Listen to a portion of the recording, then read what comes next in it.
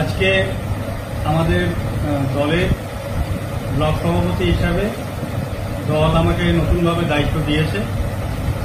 সেই দায়িত্ব দেওয়া মানে আমাদের দায়িত্ব আরো বেড়ে গেল। বিশেষ করে সামনে 26 সালে বিধানসভা নির্বাচনকে আমরা তৃণমূল কংগ্রেসের নাকাশিপাড়ার যে পরিবার, আজকে যেমন আমাদের মাদার সভাপতি, মহিলা সভাপতি, যুব সভাপতি এবং আইনটিটিউসি সভাপতি ঘোষণা হয়েছে, সঙ্গে একজন সভাপতি ঘোষণা হয়েছে।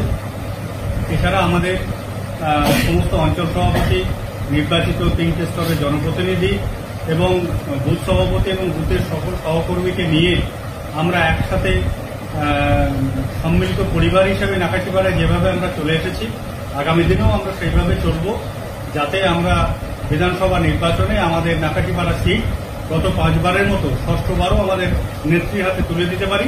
তার জন্য আমরা সকলে একত্রিতভাবে সচেষ্ট হব।